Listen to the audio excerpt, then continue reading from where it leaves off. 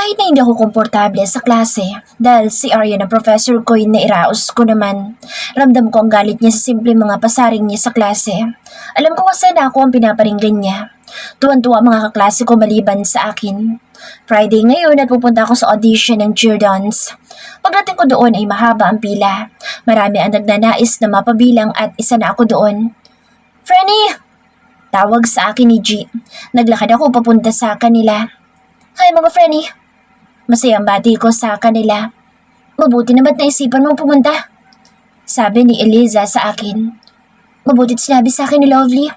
Hindi ko talaga alam na may audition. Saad ko sa kanya. Sana makapasa tayo lahat. Na-excite na sabi ni G. Si Miss Ila at Miss Juvelin daw pipili ng mga nakapasa. Sabi naman ni Juvelin. Wow, ang bait kaya nila at magaganda din. Sabi naman ni Lovely. Totoong mabait ang dalawang professor na iyon. Habang mahaba ang pila ay nagkwentuhan muna kami ng mga kaibigan ko. Pwede palang mag-audition ng solo at pwede rin by group. Mas pinili namin na mag-solo para mailabas ang talento ng bawat isa. Ako ang pinakahuli sa amin lahat. Nagsimula na akong sumayaw. Nagbali ako pero sinamahan ko rin ang sample ng cheer-dance steps. Nag-enjoy ako sa performance ko. Alam ko na binigay ko ang best ko.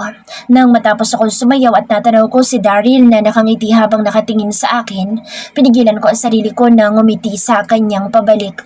Pero sa loob-loob ko ay sobrang kinikilig ako. Oh, ang galing mo, Sasha! Rinig ko na sigaw nila Stephen at John. Bigla ako nahiya at nakita ko naman ang mukha ng boyfriend ko na bigla na lang dumilim. Alam ko na nagsaselos na naman ito. Tipid ako ngumiti dahil pakaramdam ko ay nakatingin ang lahat ng nandoon sa akin. Hi! Bati sa akin ni Miss Ella. Hi po! Bati kong pabalik sa kanya. Ang galing mo sumayaw. May tanong sana ako sa'yo. Kung mapipili ka, papayag ka ba na gupitin ang mahaba mong buhok? Tanong niya sa akin. Sa totoo lang naisip ko na rin iyon bago ko pumunta dito. Hiningal pa ako ng konti pero pinilit kong sumagot sa tanong niya. Kung mapipili man po ako dito, ay willing po ako na magpagupit. Sagot ko sa kanya.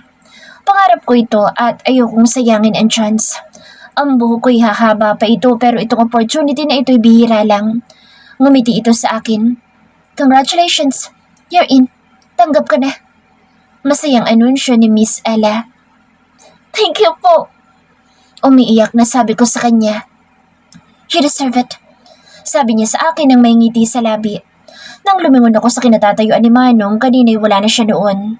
Nalungkot naman akong bigla dahil akala ko'y pinanood niya ako hanggang sa matanggap ako pero umalis na pala ito kaagad. Lumapit ako sa mga kaibigan ko na kapwa nakapasa rin. Frenny goals! Sigaw namin ng sabay-sabay. Sobrang saya lang namin dahil natanggap kami lahat. Lumapit naman sa Stephen sa akin at niyakap ako kaya nagulat ako sa ginawa niya. Hindi ko kasi inaasahan na yayakapin niya ako. Ang dami pa naman tao sa paligid. Congrats, Sasha! Ang galing mo! Nakangiti siya habang binabati ako. Steph, pwede bang huwag mo na akong yakapin? Nakakaya kasi ang daming tao. Saad ko sa kanya. Sorry, na-carried away lang ako. Sagot niya sa akin. Umugong naman ang bulungan sa paligid. Ngayon pa lang ay hinihiling ko na hindi nakita ng boyfriend ko ang ginawa ni Stephen dahil Chuck na magsaselos na naman ito at baka maging sanhi pa ng away namin. Siguro'y magpapaliwanag na lang ako sa kanya mamaya. Congrats, Sasha! Bati naman sa akin ni John. Akmang yayakapin niya ako nang pigilan ko siya. Okay na, John. Ayoko nang niyayakap ako. Nakakaya na kasi baka magka-issue pa ako. Sabi ko sa kanya. Nakita ko naman na nalungkot ito pero mas makabubuti iyon sa amin. Higit sa lahat sa akin. Thank you sa pag-cheer mo sa akin. Nakangiting sabi ko kaya napangiti na rin ito. Pwede ko ba kayong maimbitahan mamaya na pumunta sa bar? Hindi naman tayo maglalasing. Tanong ni Stephen sa amin. Game kami dyan. Sagot ng mga kaibigan ko. Ikaw, Sasha? Tanong niya sa akin. Pwede bang magpaalam muna ako? Sagot ko sa kanya. Alam ko din naman na hindi ako papayagan pero nahihiya lang akong tumanggi. Oo nga, Stephen. Magpapaalam muna si Frenny sa boss niya. Medyo dragon kasi yun. Bumubuga ng apoy. Pabirong sabi ni Rosalie. Sige, gusto mo ba samahan kita na magpaalam sa kanya? Tanong niya sa akin. Naku, wag na. Napalakas na sabi ko sa kanya na ikinagulat niya. Okay. Tipid na sagot niya sa akin. Magta-text ako kapag pinayagan ako. Sabi ko sa kanila. Okay, sige. Sabay-sabay na sagot nila sa akin. Mauna na ako sa inyo. Paalam ko sa kanila. Bye, Franny. Sabi ng mga kaibigan ko. Bye. Sigaw ko sa kanila. Mabilis ang lakad ko, papunta sa parking lot pero wala na doon ang kotse niya. Laglag, ang balikat na nilisan ko ang lugar. Akala ko kasi sabay kaming uuwi pero hindi pala. Sumakay ako sa bus pa uwi. Pagdating ko sa kondo ay nakaupo ito sa sofa habang may mga papeles na ginagawa. Daryl? Tawag ko sa kanya. Let's eat na, Daryl. Sabi ni Aryan habang palabas sa kusina. Kumunot ang noo ko. Oh, hi Sasha. Bati sa akin ni Aryan. Tumingin ako kay Manong na ngayon ay malamig ang tingin sa akin. Ngayon, alam ko na may alam ito sa nangyari kanina. Wala naman akong balak na itago sa kanya, kaya nga ako nagmamadali na umuwi para sabihin sa kanya. Paano ko pa sasabihin? At bakit kasama niya si Aryan? Galit ako at mabilis akong pumasok sa silid ko. Pumatak ang luha sa mga mata ko. Ano bang meron sa inyo? Tanong ko sa kawalan. Kinuha ko ang phone ko at nag-text ako kay Liovili na sasama ko sa kanila. Naligo ako habang nasa banyo ako. Hindi ko napigilan na pagmasdan ng sarili ko. Mabilis kong kinuha ang gunting at ginupit ang mahaba akong buhok. Bala ko pa sana sa parlor magpagupit para sana ibenta ko at kumita man lang sana ako. Pero dahil galit ako, ay ako na lang ang nagupit sa sarili kong buhok. Bumagay naman sa akin na maiksing buhok ko. Naghanap din ako ng maayos na damit. May mga damit na ibinigay sa akin si Mira na sunod sa uso ngayon. Kinuha ko ito at namili ako na isusuot ko. Ang pinakasimpleng dress ang napili ko. Medyo maiksi lang ito dahil hindi umabot sa tuhod ko. Naglagay din ako ng konting lip tint. Nang makontento ako sa ayos ko'y lumabas ako. Napaangat ng tingin sa akin si Manong pero hindi ko siya tinapunan ng tingin at umalis ako agad. Binilasan ko ang lakad ko. Mabuti na lang at bumukas kaagad ang elevator kaya nakasakay akong kaagad. Nakita ko na sunundan niya ako. Magsama kayo ng Aryan mo. Kausap ko sa sarili ko habang nasa loob ako ng elevator. Dadaanan daw ako ng mga kaibigan ko kaya naghintay ako ng konti sa kanila. Iniwan ko din ang phone na ibinigay niya. Franny, ikaw ba yan? Hindi makapaniwalang tanong nila sa akin. Ang ganda mo tong sexy mo. Puri sa akin ng mga kaibigan ko. Kahit ako'y nanibago din ako sa ayos ko ngayon. Mabutit pinayagan ka na senyorito. Saad ni Eliza. Oo, pumayag naman siya. Pagsisinungalin ko sa kanila. Hindi ko pwedeng sabihin na hindi kami nag-uusap dahil wala silang alam sa relasyon ko kay Manong. Tara na, simulan ng party-party. Masayang sabi nila. Friday naman ngayon at walang pasok bukas. Gusto kong magsaya kahit ngayon lang. Hindi ko kasi alam kung may boyfriend na trabaho pa ba ako na babalikan. Pagbigyan mo sarili mo kahit ngayon lang, Sasha. Kausap ko sa sarili ko. Pagdating namin sa bar ay sinalubong kami ni Stephen. Wow, is that you, Sasha? Ang ganda mo sobra. May paghanga sa mga mata niya. Literal na napaupa ang bibig niya sa gulat. Nahiya naman akong bigla pero wala na akong magagawa dahil nandito na ako at tumakas lang talaga ako. Oo, nahihiyang sagot ko sa kanya. Let's go na guys, it's time to party. Sagaw na mga kaibigan niya. Napatingin naman ako sa mga kaibigan ko ngayon. Nakikita ko na masaya sila kaya naisip ko na magsasaya rin ako ngayon. Tara na, saad sa akin na Stephen. Nagulat ako sa nakita ko dahil ang daming taong nagsasayaw habang nagiinuman. Nang tumingin ako sa ibang parte ng bar ay may mga naghahalikan sa sulok. Napalunok tuloy ako. Napaisip akong bigla kung tama ba ang desisyon ko na pumunta dito. Hawak na Stephen ang kamay ko. Kahit na naiilang ako ipinilit ko na maging okay. Ayoko din kasing mawala dito. Umupo kami at nag-order sila ng drinks. Here, abot sa akin na Stephen. Pwede bang juice na lang inumin ko? Tanong ko sa kanya. Ladies drink lang ito. Hindi naman niya nakakalasing. Sabi niya sa akin. Wala akong nagawa kundi kunin ang binigay niya. Napapikit pa ako nang inumin ko ito. Hindi ko ma-explain ang lasa pero masarap naman siya. Humingi pa ako ng humingi.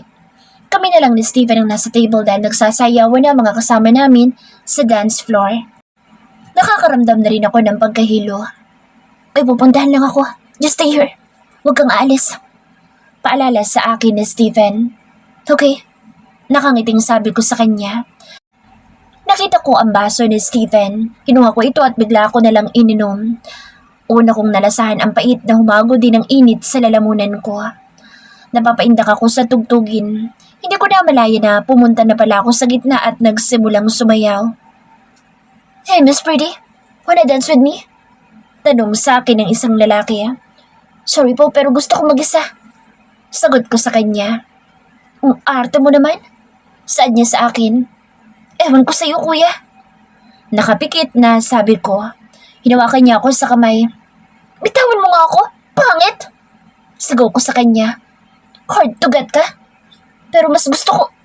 Hindi na niya na ituloy ang sasabihin niya dahil bigla na lang itong natumba. May bigla na lang na humatak sa akin. Hoy, sino ka?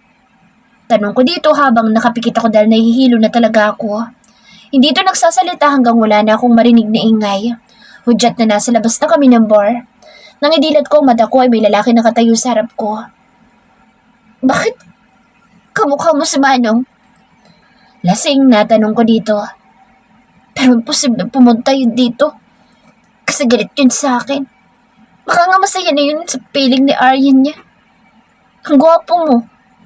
Kasing gwapo mo boyfriend ko. Pero baka bukas palayasin na niya ako. Katulong kasi ako eh. Pwede mo ba ako sama sa inyo? Baka kulang na kayo ng katulong, mag-apply na lang ako. Tumatawang saad ko sa kanya. Umiikot na rin ang paningin ko dahil nahihilo na talaga ako. Panay sinok na rin ako. Pero hindi man lang nagsasalita yung lalaki. Napapikit na lang ako. Antok na kasing talaga ako. Napabalikwas ako ng bangon. Nasa hindi pamilyar na lugar ako. Nasaan ako? Tanong ko sa sarili ko. Napasigaw ako nang silipin ko ang sarili ko. Wala akong suot na damit. Bigla ako natakot dahil nakaramdam ako ng pananakit ng balakang ko. Gusto kong maiyak. Alalahanin mo, ano nangyari kagabi? Tanong ko sa sarili ko. Kahit na anong gawin ko ay wala akong maalala. Mabilis akong bumangon at sinuot ko ang damit ko. Lumabas ako sa silid na kinaroroonan ko.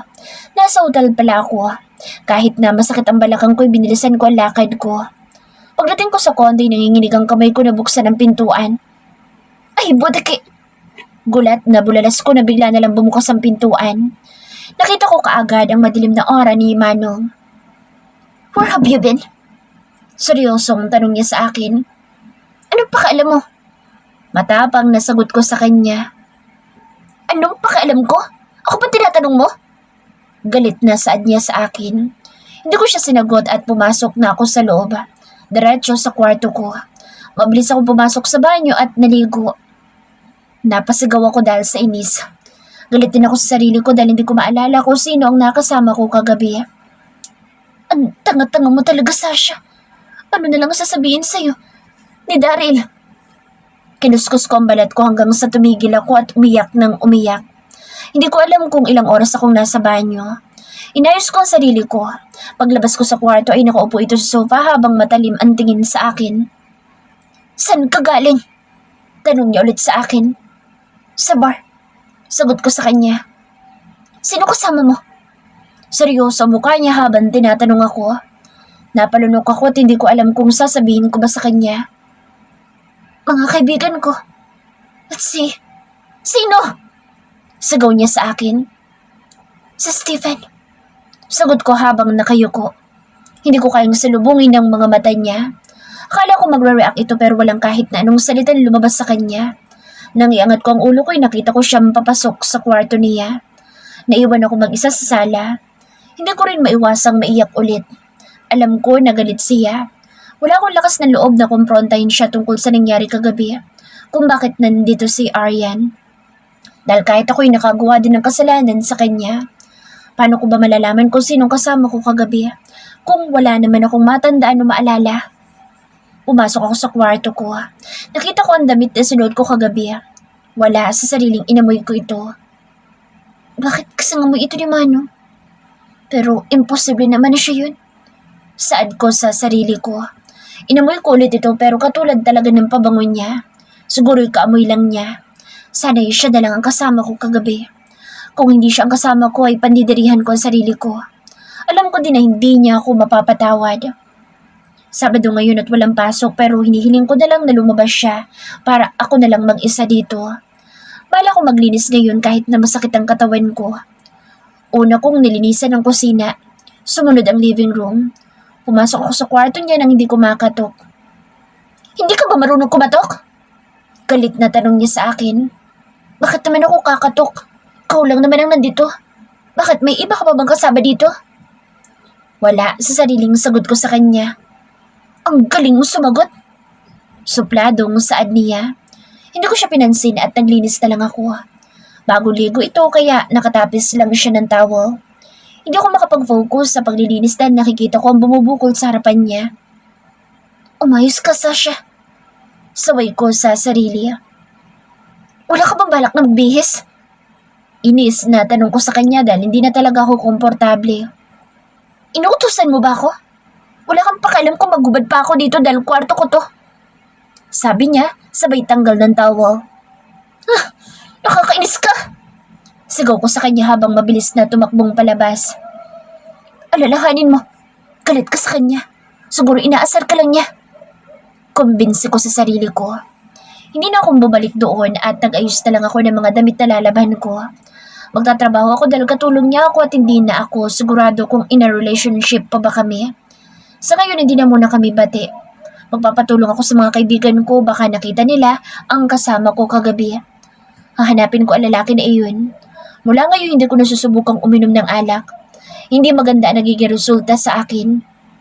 Hindi ko tuloy maalala kung sinong nakasama ko. Sana naman gwapo kahit papaano para hindi naman ako lugi.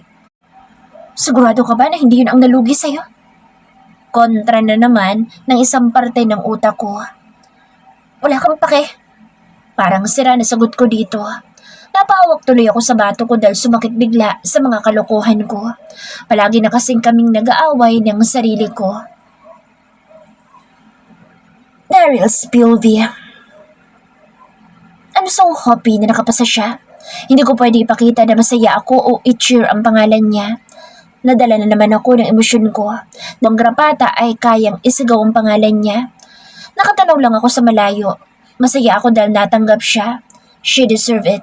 Ang galing niya sumayaw kaya pala ang galing din niya sa ibabaw ko. Yan talaga nasa isip mo, Daryl? Kontra ko sa sarili. Umani ng bulungan ng pagyakap sa kanya ni Stephen. Girlfriend pa yun ni Stephen? Maganda naman siya. Baduy lang manamit. Rinig ko na sabi ng isang estudyante. Gusto kong sagutin na hindi. Na ako ang totoong boyfriend pero pinili ko na umalis para magpalamig ng ulo. Shit. Hindi ko maiwasang magmura habang papunta ako sa opisina ko. Good afternoon po, sir. Pinapatawag po kayo ni Dean. Sabi sa akin ng isang estudyante ko. Okay. Tipid na sagot ko dito. Kinuha ko muna ang mga gamit ko.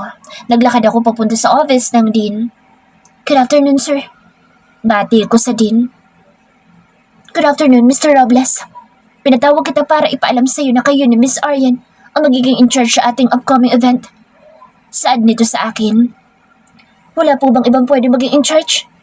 Tanong ko dito. Lahat sila ay may mga nakaatang na gawain na. Kayo na lang wala. Sagot nito sa akin. Okay, sir. Sagot ko dito kahit sa loob ko'y ayaw ko. Hindi ko na hinintay sa Shasha at umuwi na ako. May tampo pa ako kaya dumiretso ako ng uwi sa kondo. Kinuha ko ang trabaho ko na may biglang nag-doorbell. Nang buksan ko'y bumungad sa akin si Aryan. What brings you here? Malamig na tanong ko sa kanya. Tuwing pupunta na lang ako dito ang cold mo sa akin. I'm here about work. Pero pwede naman nating haluan ng kondang personal kung nais mo. Sagot niya sa akin.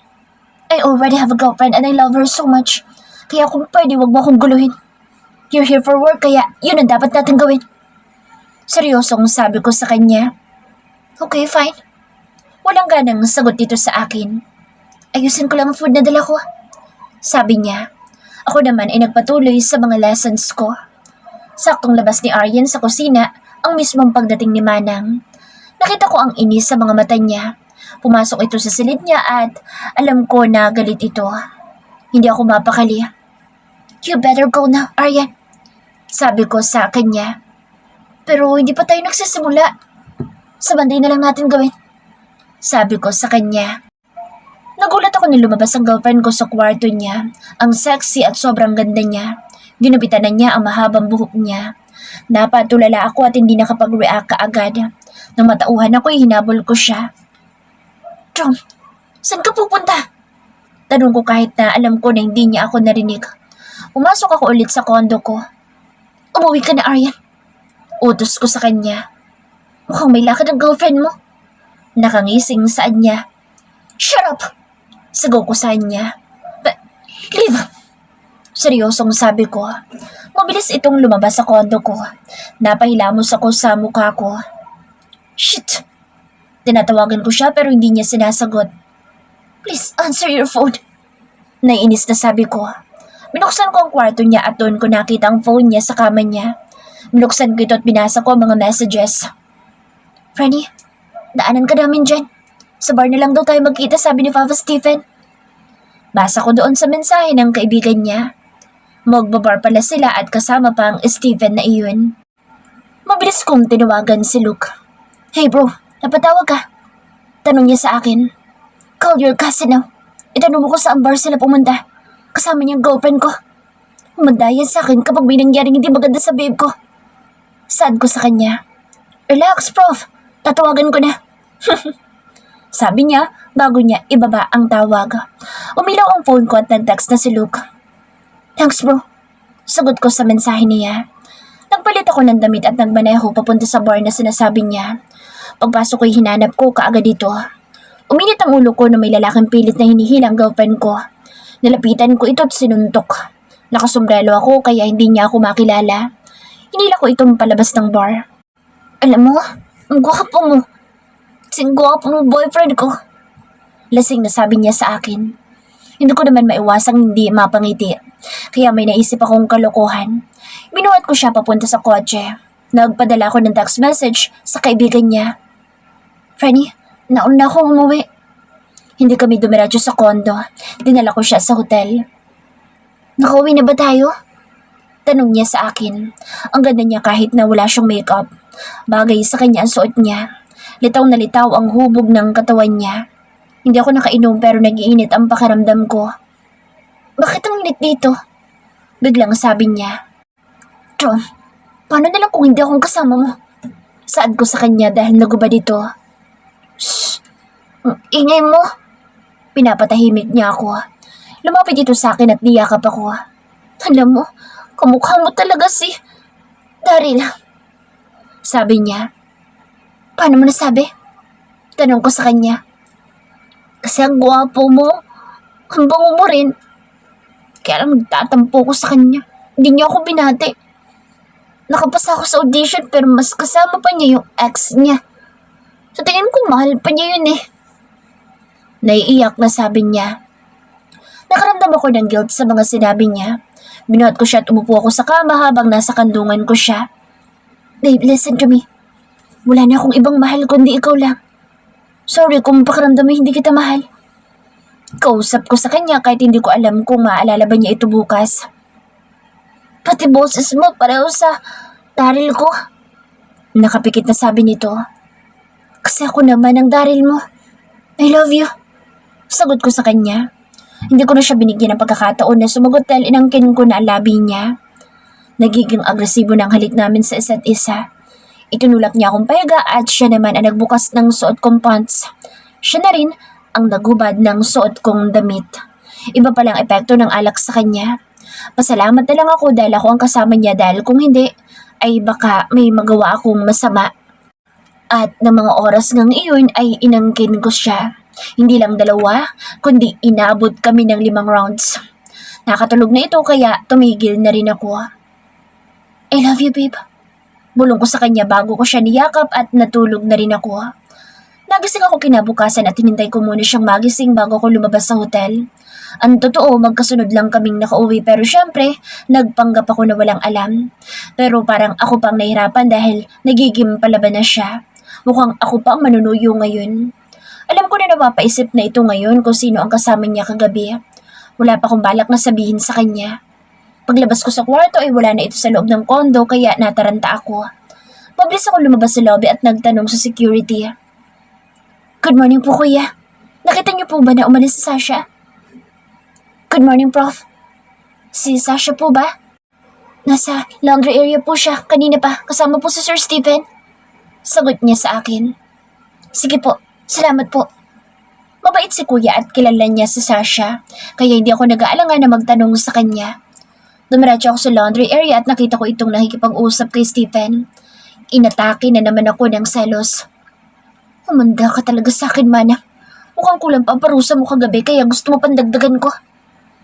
Hindi ko maiwasang isa tinig habang pinapanood sila. Kailangan ko na yatang magpakilala sa epal na pinsan ni Luke. Sasha Spilvia. Bumaba ako dala ang mga labahin namin. Kahit na masakit ang balakang ko, pinilit ko pa rin na gawin ang trabaho ko. Hindi na ako nag-abala pang magpaalam kay Manong. Hindi ko inaasahan na makakasabay ko sa Stephen. Hi Sasha. Bati niya sa akin. Hi Steph. Binati ko din siya. Nauna ka na palang umuwi kagabi. Sinabi ng friends mo na nag-text ka. Kumunot naman ang noo ko sa sinabi niya. Sa pagkakaalam ko'y iniwanan ko ang phone ko. Nag-text ako? Talaga? Tanong ko sa kanya. Oo. KG. Tama, KG nga. Sabi niya. Nag-text pala ako. Hindi makapaniwalang bulalas ko.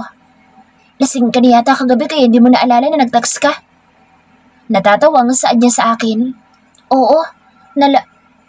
Nandito ka lang pala. Nagulat ako dahil dumating si Manong. Senyorito.